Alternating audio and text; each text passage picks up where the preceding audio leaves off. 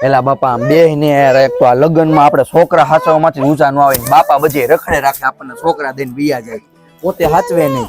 આને લઈ જાવ ને જા બેટા તારા પપ્પા પાસે વઈ જાવ.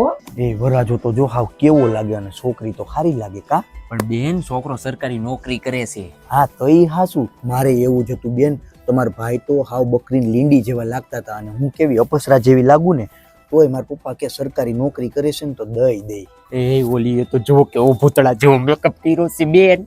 તઈ હું એના કરતા તો મેકઅપ ન કરતી હોય તો સારી લાગે. હે લાવ તમારે કેટલો ચાંદલો કરાવવાનો છે? બેન અમારી વખતે તેને 100 રૂપિયા કરાવી હતી તો હું મેં કાંઈ 200-500 તો કરાવી નહીં. એને કરાવ્યો એટલો જ કરાવવાનો હોય ને. એ બધું તો ઠીક. ઓલી ચંપાને તો જોવો તમે લગ્નમાં આવી છે કે શક્કર વક્કર બધે જોવા એ કાંઈ ખબર નથી પડતી. એલી ઓલું કાળું પીરું કેવો છોકરો હરસ કા. એલી તારા લગ્ન થઈ ગયા છે હવે તો સુધર. તો ઈ હું આની તો ટેવ જ ન ગઈ. જોવો તો ખરા હવેની બાયુને જરાય લાજ શરમ છે. ઉઘાડામાંથી કેવી ઉલાળા મારે છે અને આપણે તો માથેથી ઉતરવા નહીં દેવાનું. હા સાચું બેન. ગયા જોયું ઘડીક વારે નો હાસવે. આપણે તો બેન છોકરાને કામમાંથી જ ઊંચા નું આવી ક્યાંય પાર્લરમાં જવાનો ટાઈમ નો રે. આમ જો દાઢીને મૂછું આવી ગઈ છે. આપણી જેમ તો અત્યારની બાયુ કોઈ રહી જ ન શકે બેન. માય ગયું મૂકો ને આપણે એટલે જ કોઈની પંચાયત કરતા નથી.